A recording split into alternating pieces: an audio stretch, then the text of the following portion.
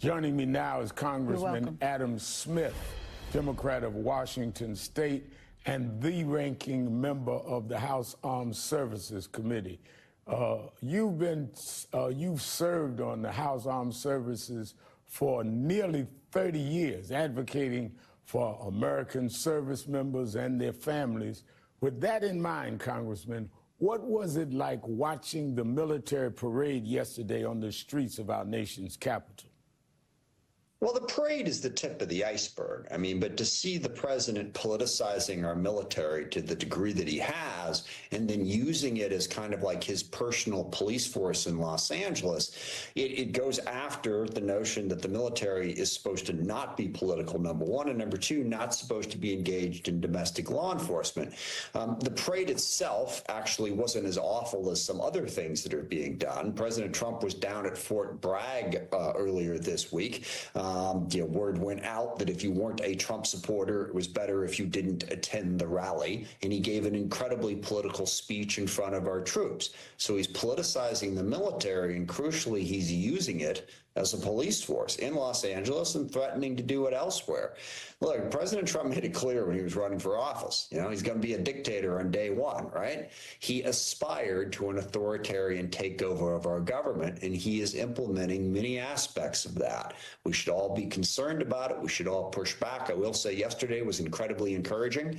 I was at a rally out here in one of my cities. We saw across the country millions of people show up to say no. This is not what America should be about.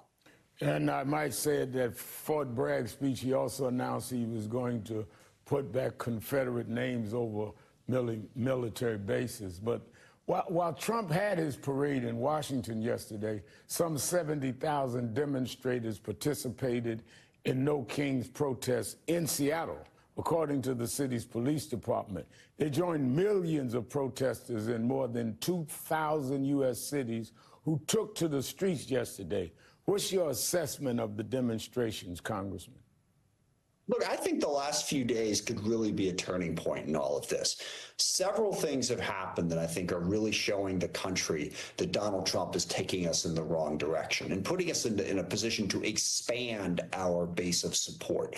Clearly there's a lot of people who don't support Trump, but in order to stop him, we're going to have to bring more people in. And I think you've seen that. You saw that in the rallies, but also the way he is terrorizing the immigrant community, as Mayor Bass just articulated incredibly well. That's not what he said he was going to do.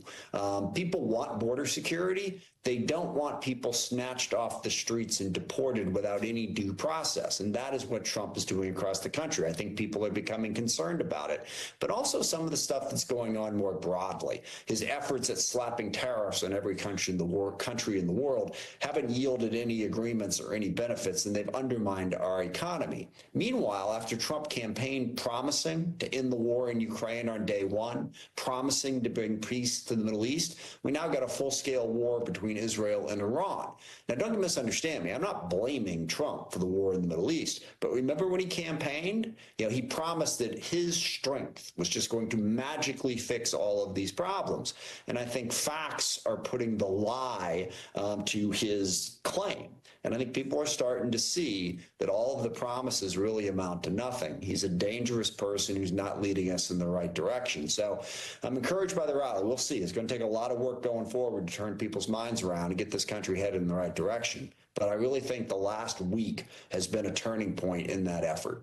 Now, this weekend's mostly peaceful demonstrations were marred by a few scattered incidents of violence, including last night in Salt Lake City, where we learned this afternoon a man died after being shot at yesterday's rally. Police say it was possibly associated with the demonstration. That, of course, follows the tragedy in Minnesota yesterday, where two state Democratic lawmakers were shot, one of them killed along with her husband. Authorities say the suspect in that case had a hit list targeting pro-choice Democrats. Congressman, what do you say to Americans worried about the political violence that seems to be occurring right now? I think it's a big concern. And look, there has been entirely too much extreme rhetoric on both the right and the left in many instances. But nobody has done more to just send that rhetoric up than Donald Trump. I mean, pardoning all of the January 6th, the people who attacked the U.S. Capitol, basically sanctioning that effort at political violence. He talked about pardoning the people who attempted to kidnap Governor Whitmer in Michigan. He uses extreme language. He takes holidays like Memorial Day to call out the scum who oppose him. He has ramped up the violent rhetoric to a point that it has made this country more contentious, more dangerous, and more dangerous for elected officials. And I'd like to see him calm that down, because I think it's having this effect. You're seeing people, in many instances, people with mental illnesses, but taking that rhetoric to its logical conclusion. I think Trump has contributed to that, and certainly what he did in Los Angeles, sending troops into a situation that, as the mayor said, was well under control, that escalated the conflict instead of de-escalating it.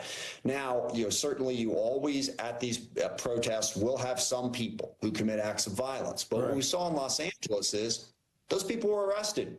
The police handled it, and they should be arrested. Yeah. If you commit a crime, you should be arrested. But that shouldn't undermine the peaceful protests that we've seen all across the country. And I can say sometimes you just get provocateurs that just come in that have nothing to do with the demonstrations. But switching gears to today's G7 summit in Canada, where global leaders, including President Trump, will no doubt be discussing the escalating conflict between Israel and Iran.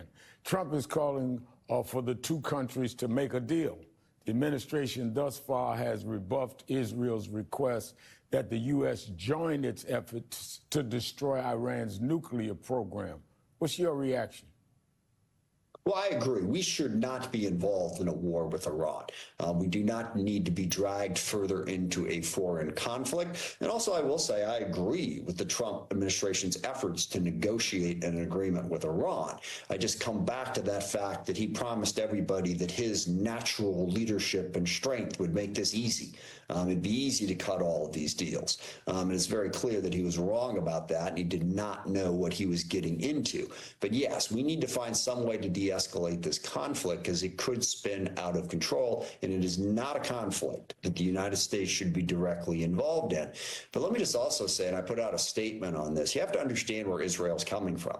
From the day Iran was founded in 1979 as an Islamic Republic, they've had as a central tenet of their foreign policy the destruction of Israel. I mean, that's a ridiculous foreign policy to have, to place another country under that threat. So I am sympathetic to Israel not wanting Iran, a country that wants to destroy them, to have a nuclear weapon. But this is a very dangerous situation that I hope we can de-escalate soon.